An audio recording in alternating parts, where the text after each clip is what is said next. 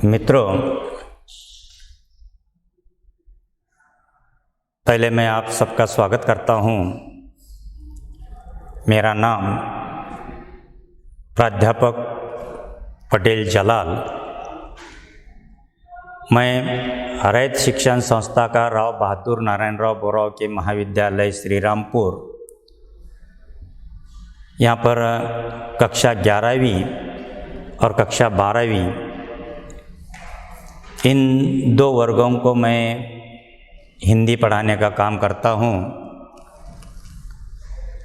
तो छात्रों, पिछले वीडियो में हमने स्वागत है श्याम दानेश्वर की जो कविता है कक्षा 11वीं की,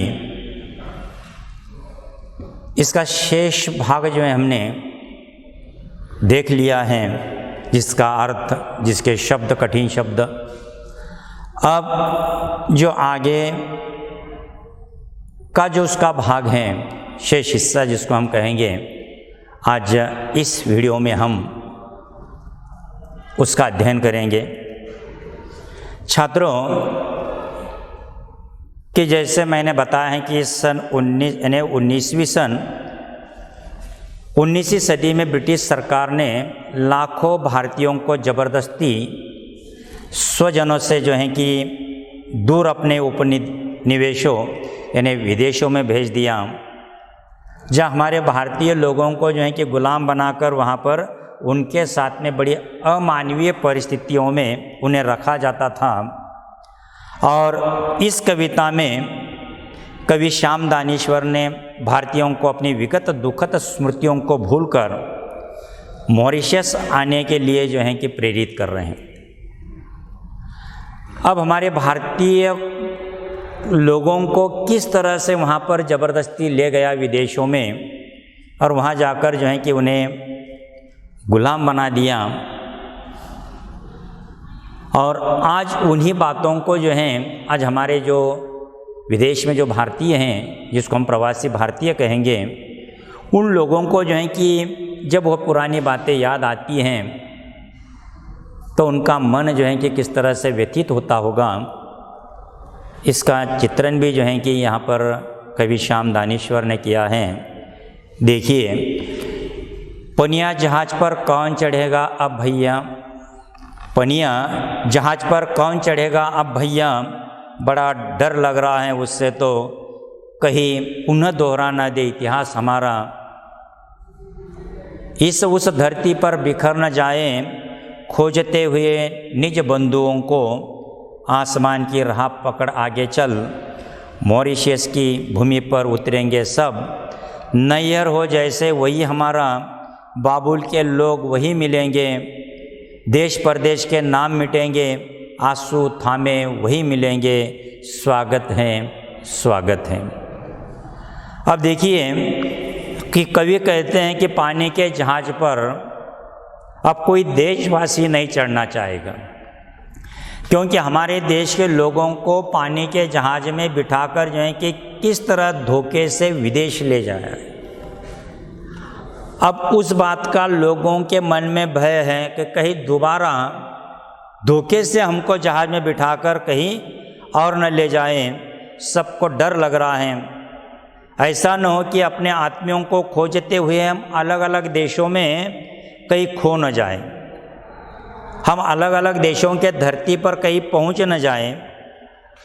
अब हम जल मार्ग से न जाकर वायु मार्ग से आगे बढ़ेंगे। देखिए, यानी इस धरती पर उस धरती पर बिखर न जाए, खोजते हुए निज बंधुओं को, आसमान की राह पकड़ आगे चल। देखिए, अब हम पानी के जहाज में नहीं बैठेंगे। अब डर लगता है, क्योंकि एक बार हमारे साथ में धोखा हुआ है, धोखे से हमको जहाज में बिठाकर विदेशों में ले जाकर जो है कि वहाँ पर गुलाम बनाकर जो है कि हमारे साथ में बड़ी अमानवीयता जो है कि बरताई गई। अब डर लगता है इस बात से, और इसीलिए कवि कह रहे हैं कि अब हम आसमान की राह पकड़ आगे चल, यानी कि अब हम पानी के जहाज से नहीं जाएंगे। अब यदि हम जाएंगे तो वायु मार्ग से आगे बढ़ेंगे और सभी मॉरिशस की भूमि पर उतरेंगे। देखिए, सब लोग जो है हमारे आज मॉरिशस की भूमि पर उतरेंगे सब। नैहर हो जैसे वही हमारा, देखिए नैहर यानी ये नैहर शब्द है, नैहर यानी जिसको हम अपना मायका कहेंगे। कि आज मॉरिशस जहाँ पर हमारे अपने भारतीयों को वहाँ पर ले जाकर गुलाम बनाकर रखा गया था, ब्रिटिशों का राज जो है कि अब समाप्त हो गया, मगर हमारे भारतीयों ने अपने खून पसीने से वहाँ पर जो है कि मॉरिशस को एक ऐसा सुंदर देश बना दिया कि आज दूर दूर से लोग जो हैं कि मॉरिशस देखने जाते हैं। ये हमारे लोग, हमारे हिंदुस्तानी, हमारे भारतीय लोगों के खून पसीने से बना हुआ यह मॉरिशस की भूमि आज जैसे वह नैहर हो जैसे वही हमारा, देखिए जैसे आज वह हमारा मायका है, ऐसा कवि महसूस कर रहे हैं। मॉरिशस तो अब हमारे मायके के समान हैं, वही हमें हमारे परिवार के लोग मिलेंगे। अलग अलग देशों से, अलग अलग जहाँ पर लोगों को छोड़ दिया गया है, पहुँचाया गया है विदेश में, उन लोगों से आह्वान कर रहे हैं कवि कि आइए मॉरिशस, वहाँ पर आपको सब आपके रिश्तेदार, आपके परिजन वहाँ पर मिलेंगे। और आज मॉरिशस जो है कि एक हमारे मायके की तरह हैं, बाबुल के लोग वही मिलेंगे। देखिए यानी हमारे पिता के, हमारे परिजन जो हैं, आज हमारे परिवार के लोग जो हैं कि वही मॉरिशस में वहाँ पर मिलेंगे। देश परदेश के नाम मिटेंगे। जो हम अलग अलग देशों में आज बिखर पड़े हैं, बिखरे हुए हैं, है तो हम हिंदुस्तानी, है तो हम भारतीय, मगर आज हम प्रवासी भारतीय बन चुके हैं। और इसीलिए कवि कह रहे हैं कि आप मॉरिशस आइए, आपको आपका मायके के जैसा लगेगा। वह आपके बाबुल के यानी आपके पिता यानी आपके परिवार के लोग वहीं पर आपको मिल सकते हैं। और इसीलिए हम सब की आंखों में से आंसू नहीं बहेंगे, क्योंकि अब हम रोएंगे नहीं, आंसू नहीं बहाएंगे। खुशी होंगी इस बात की कि हम फिर से एक बार जो है कि एक दूसरों को मिल रहे हैं।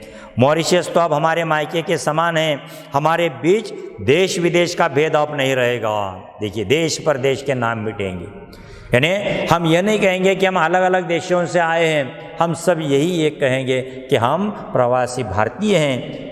और आज हम मॉरिशस में यहाँ पर आकर सब एक दूसरों को मिल रहे हैं, हम सभी एक ही समाज के सदस्य हैं। और कवि कह रहे हैं कि आप सबका जो है कि इस मॉरिशस की भूमि पर आपका स्वागत है, स्वागत है। हे मेरे गिरमिटिया भाई, परमिट अपनी जिगर छाप थी, पर दास्ता पंख में जा गिरे थे। कितने युग लगे पंकज बनने में, मारीच से मॉरिशस बनने में। देखो इस पावन भूमि पर बन बांधों का सफल प्रणयन। यह तो तब था घासी पत्थर में प्राण हमने डाले। देखो इस देश को घूम घूम कर बिछड़े बंधुओं के लहू कणों का स्वागत है। देखिए कि कवि कह रहे हैं कि हे मेरे गिरमिटिया भाइयों। अब ये गिरमिटिया शब्द देखिए कि परतंत्रता में अंग्रेजों ने भारतीयों को अनुबंध सिद्धांत पर यानी उनको स्थलांतरित किया गया। हमारे अपने देश से जो है कि उन्हें बंदी बनाकर कहे या उन्हें धोखे से जो है कि जहाज़ में बिठाकर अलग अलग देशों में, जिसमें फिजी हैं, सूरीनाम है, मॉरिशस हैं, सेशल्स आदि देशों में जो है कि मजदूर बनाकर उन्हें भेजा गया और अनुबंध पर गए। यही मजदूरों को जो है कि हम गिरमिटिया कहे जाने लगे, आगे चलकर इन्हें गिरमिटिया कहा जाने लगा। और इसीलिए कवि कहते हैं कि मेरे गिरमिटिया भाइयों, हम जिस अनुबंध, जिस परमिट के साथ, क्योंकि हमको परमिट पर ले गया, परमिशन लेकर जो है कि हमको वहाँ पर ले गया, पर हमको पता नहीं था हमारे लोगों को कि कहाँ किस देश में ले जा रहे हैं।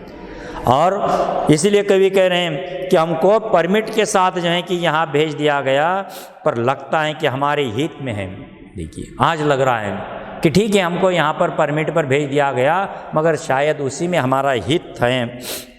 परंतु यहाँ आकर ज्ञात हुआ कि हम तो गुलामी के कीचड़ में धंसे हुए हैं। देखिए हमको इन देशों में, फिजी, सूरीनाम, मॉरिशस, सेशल्स, इन देशों में जब हमको मजदूर बनाकर भेज दिया गया, तब यहाँ आकर पता चला कि हम तो गुलामी के कीचड़ में धंसे हुए हैं।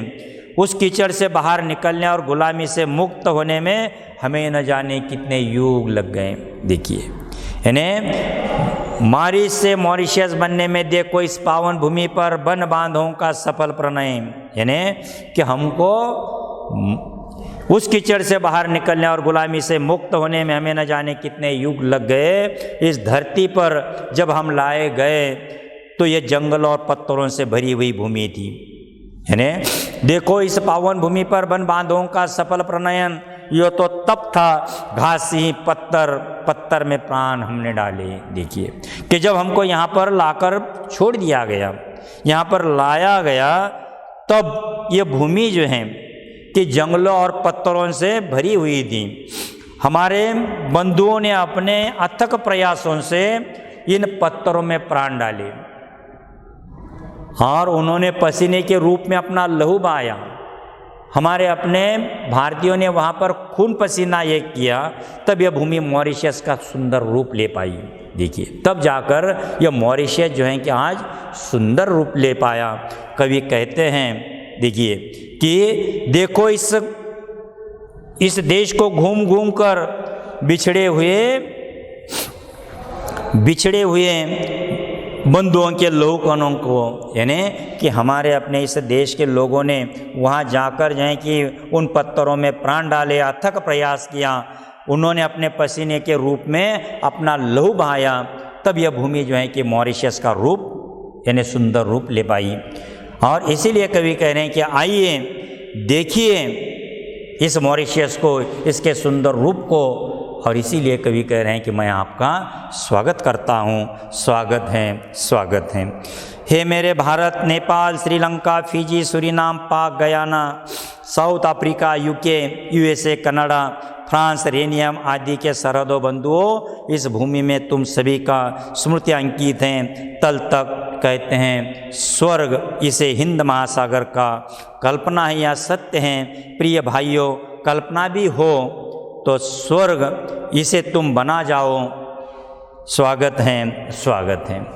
अब देखिए अंतिम चरण में जो है कि कवि कहते हैं कि भारत, नेपाल, श्रीलंका, फिजी, सूरीनाम, पाक, गयाना, दक्षिण Africa, United kingdom, USA, Canada, France, rhenium आदि से आए हुए मेरे बंधुओं, इस भूमि पर तुम सभी की स्मृति गहराई तक अंकित हैं। देखिए यानी आओ आज मॉरिशस देखने, जो हमारे अपने देश के लोगों को अलग अलग देशों में जो है कि वहाँ पर भेज दिया गया था, गुलामी की जीवन जो है कि उन लोगों ने वहाँ पर जिया।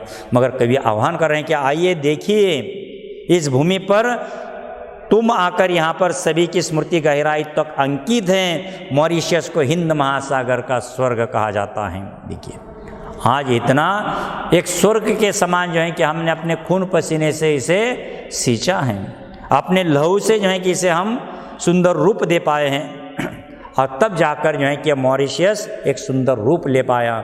और इसीलिए कवि कह रहे हैं कि मॉरिशस को हिंद महासागर का स्वर्ग कहा जाता है। नहीं जानते कि स्वर्ग या केवल पूरी कल्पना है, यानी मैं नहीं जानता, मैं तो मानता हूँ कि हिंद महासागर का एक स्वर्ग है, मगर केवल हो सकता है कि ये मेरी पूरी कल्पना भी हो सकती है। मेरे प्यारे भाइयों, यदि यह कल्पना है तो तुम आओ और इस कल्पना को यथार्थ में परिवर्तित कर इस धरती को स्वर्ग बना डालो।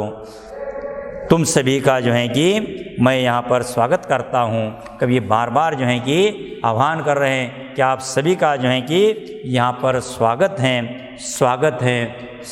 है। आइए इस भूमि पर, मॉरिशस की भूमि पर। और इसीलिए कवि कहना चाहते हैं कि विश्व बंधुत्व आज के समय की आवश्यकता है। यह अवधारणा भारतीय मनीषियों के सूत्र वसुधैव कुटुंब पर आधारित हैं, जो शाश्वत तो है ही, व्यापक एवं उदार नैतिक मूल्यों पर आधारित भी है। इसमें किसी प्रकार की संकीर्णता के लिए कोई स्थान नहीं है। इसीलिए कवि दानेश्वर जी जो हैं कि इस कविता में स्वागत है, इस कविता में बार बार आह्वान कर रहे हैं कि आइए मैं आपका स्वागत करता हूँ इस मॉरिशस की भूमि पर, कि जिस मॉरिशस को हिंद महासागर का स्वर्ग कहा गया। यानी इस तरह से यह कविता जो है कि यहाँ पर समाप्त हुई। धन्यवाद छात्र।